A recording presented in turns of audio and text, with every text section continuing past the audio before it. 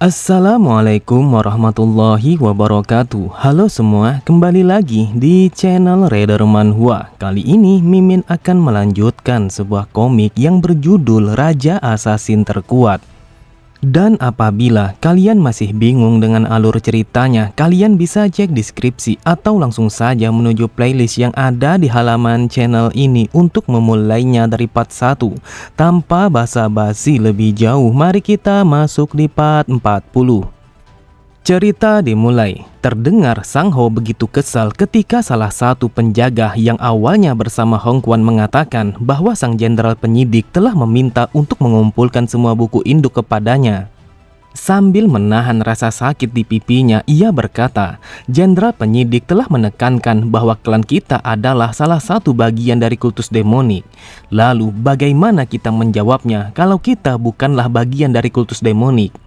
Mendengar itu, Sang Ho berkata, dasar bajingan, aku akan menyingkirkan jenderal penyidik itu dengan tanganku sendiri. Setelah situasi ini telah berakhir, aku akan memastikan akan membunuhnya. Namun tiba-tiba saja dari arah kejauhan terlihat sebuah ledakan aura demonik telah menghancurkan tempat aula perjamuan antara jenderal penyidik dan juga sang pemimpin. Sontak mereka berdua sangatlah terkejut karena ledakan itu sangatlah dahsyat sampai-sampai telah menggetarkan tanah yang mereka pijak.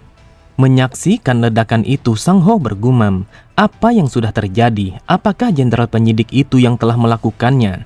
Tetapi bagaimana bisa aura demoniknya sampai sekuat itu? Lalu Sang Ho meminta kepada penjaga itu agar ia memanggil semua seniman bela diri dari klan mereka untuk berkumpul di kediamannya agar mereka bisa menyerang sang jenderal secara bersama-sama. Cerita berpindah, terlihat ruang perjamuan itu telah hancur berantakan setelah kekuatan aura demonik Hajin yang memporak-porandakan tempat itu. Kemudian Reon bertanya kepada Ma Dongpil mengapa tiba-tiba saja Tuan Muda melakukan sebuah tindakan yang seperti itu. Ma Dongpil pun berkata, aku tidak tahu apa yang telah terjadi. Akan tetapi jika keempat tetua bergabung dalam pertarungan itu, maka sebuah pertarungan besar pastinya akan terjadi. Dan apabila hal itu telah terjadi, maka itu tidak akan pernah menjadi pertarungan yang adil. Jadi aku memintamu agar memanggil semua pasukan berserker untuk bergabung di dalam pertarungan ini. Ketika mendengar Reon yang bertanya apa yang ia maksud, Ma Dongpil pun berkata, jenderal penyidik telah menyerang kepala keluarga mereka dan kita bisa menganggapnya sebagai deklarasi peperangan terhadap kita. Namun apapun yang terjadi, aku akan tetap berada pada sisi Tuan Muda untuk melindunginya sebisaku, bahkan meski itu harus mengorbankan nyawaku. Pada sisi yang lain, terlihat wanita itu yang hanya bisa menahan rasa sakitnya setelah tangan Hajin yang mencekiknya dengan sangat kuat. Hajin pun berkata, aku akan bertanya kepadamu satu kali dan apabila kau tidak menjawabnya, maka aku akan membunuhmu. Jadi katakan kepadaku apa hubunganmu bersama Ratu Iblis. Ketika mendengar Fang yang masih saja mencoba untuk mengelaknya, Hajin pun kembali menekan lehernya sembari mengatakan, sudah aku katakan kalau aku hanya bertanya satu kali, jadi katakan sekarang juga. Akan tetapi di saat Fang yang sedang terdesak, Hong Quan pun bergerak menuju kepada Hajin dengan pergerakan yang begitu cepat. Dengan tatapan mata yang tajam, Hong Quan berkata, dasar bajingan, berani sekali kau melakukan itu di hadapanku. Jadi lepaskan wanita itu sekarang juga. Seketika itu juga Hong Quan langsung melancarkan sebuah tinjuannya kepada Hajin, meskipun serangan kuatnya itu sama sekali tidak mampu mengenai tubuh Hajin. Lalu Hajin pun menghindari serangan dadakan itu dan langsung mengambil sebuah jarak di antara mereka berdua. Sambil berteriak, Hong Quan berkata, dasar bajingan, apa yang kau lakukan?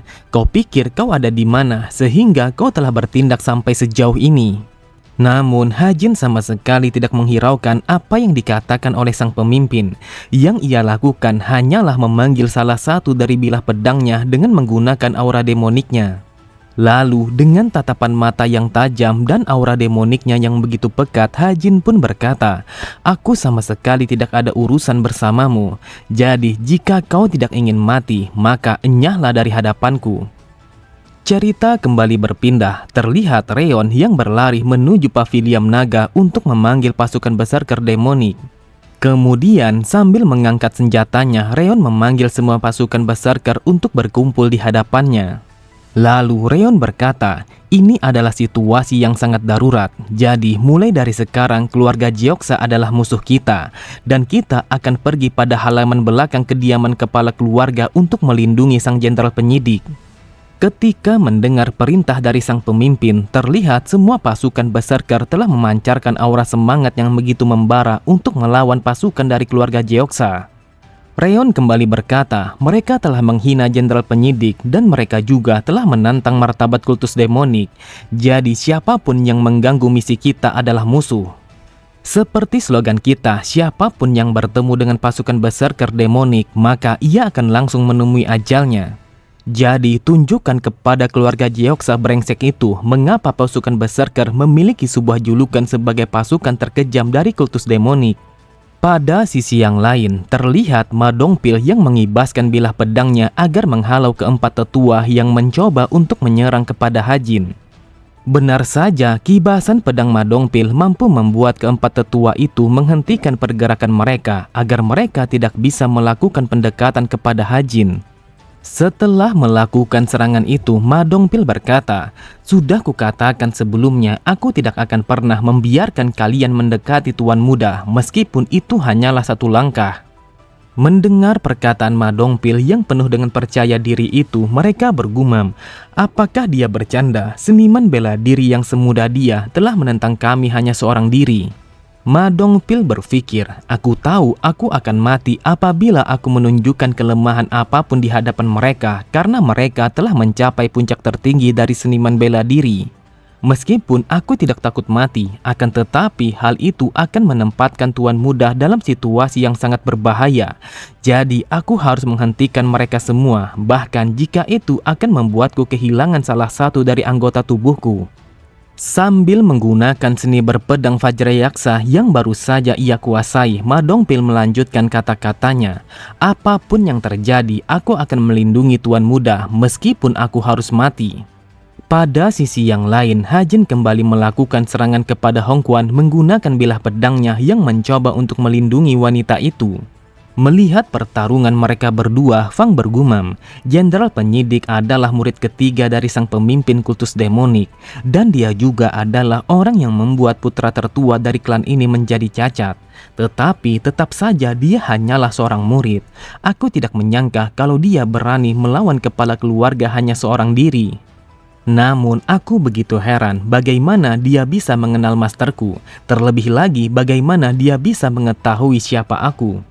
Bajingan ini, dia bisa melihat teknik tipuanku yang bahkan teknik itu bisa mengelabui seniman bela diri tingkat puncak yang tertinggi. Kemudian karena Fang tahu kalau Hajin adalah orang yang sangat berbahaya, ia pun berencana untuk melarikan diri dari tempat itu selagi sang pemimpin mencoba untuk menahan serangan Hajin. Lalu Hajin mengetahui kalau wanita itu mencoba untuk melarikan diri. Hajin pun berteriak kepadanya sembari mengatakan, dasar brengsek, kau pikir kau akan pergi kemana? Setelah mengatakan itu, Hajin pun langsung melemparkan bilah pedangnya yang melintas tepat di samping wajah wanita itu. Bahkan saking kuatnya lemparan pedang Hajin sampai-sampai telah menghancurkan kolam ikan yang berada tepat di hadapan wanita itu. Hajin berkata, aku lebih memilih menangkapmu hidup-hidup, akan tetapi jika diperlukan aku akan membunuhmu sekarang juga. Jadi jangan pernah mengambil tindakan yang gegabah. Hongquan berkata, apakah kau sudah gila? Berani sekali kau membuat kehancuran dan juga keributan di tempat kami. Apa yang sebenarnya kau inginkan? Hajin pun berkata, mulai saat ini keluarga Jeoksa akan menanggung tanda pengkhianatan. Lantas apakah kau tahu alasannya? Kalian telah mengguncang kepercayaan kami dengan begitu kuat sehingga kami tidak memiliki pilihan selain menuntut untuk melihat semua buku kas induk kalian. Dan setelah berita ini telah tersebar, maka kalian selamanya akan dikucilkan dari kultus demonik. Dengan tatapan mata yang tajam, Hongquan bergumam, bagaimana mungkin dia bisa tahu kalau Pang adalah murid dari sang Ratu Iblis? Namun aku tidak pernah mendengar tentang Ratu Iblis yang terlibat dengan Steelblood.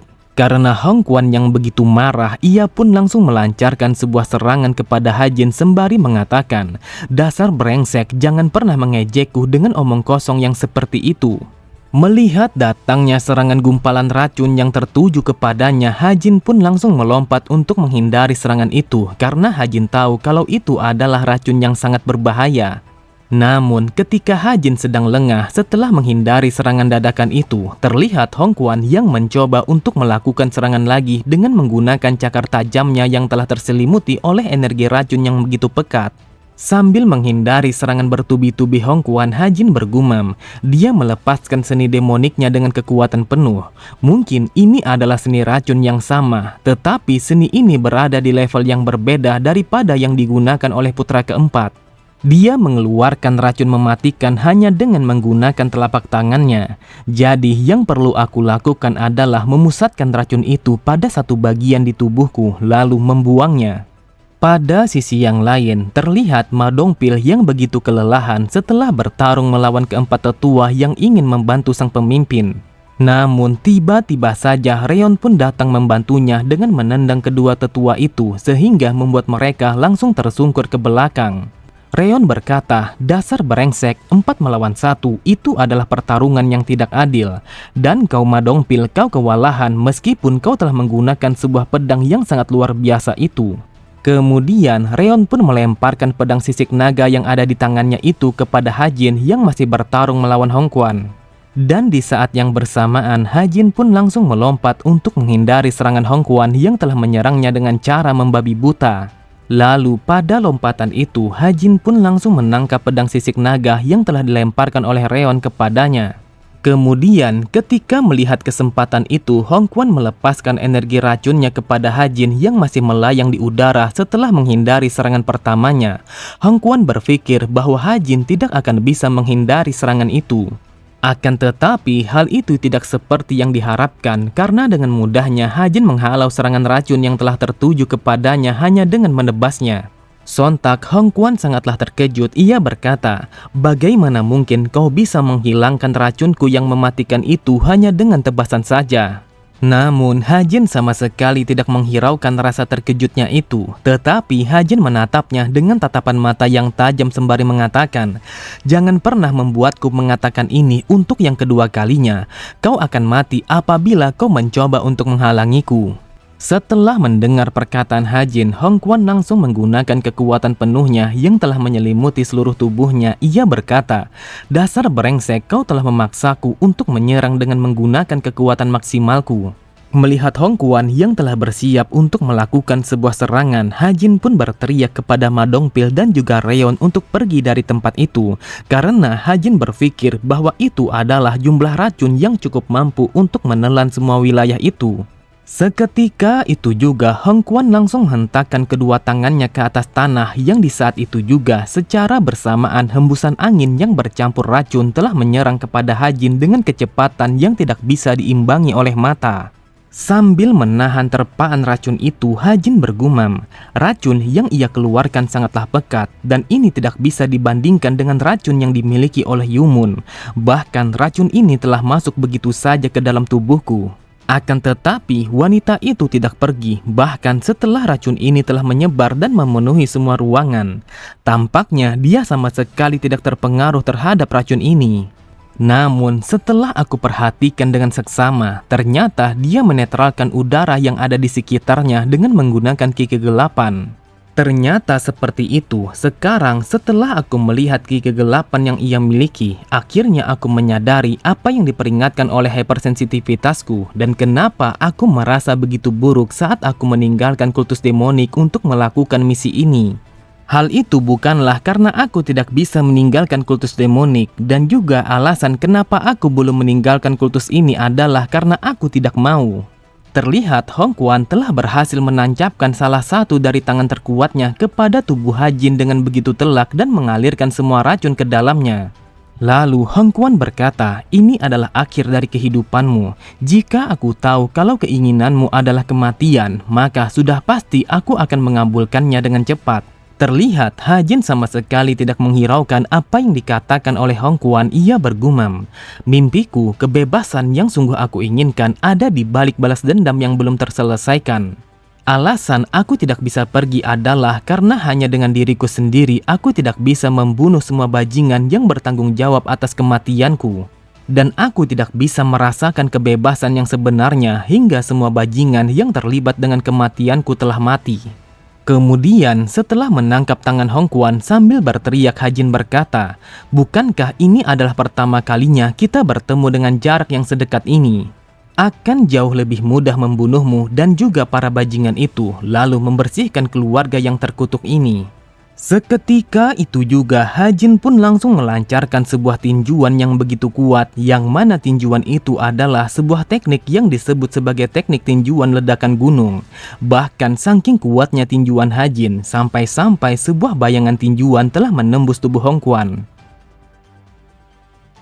Oke semua, cukup sampai di sini dulu pembahasan alur cerita kita. Sampai jumpa di video selanjutnya. Wassalamualaikum warahmatullahi wabarakatuh.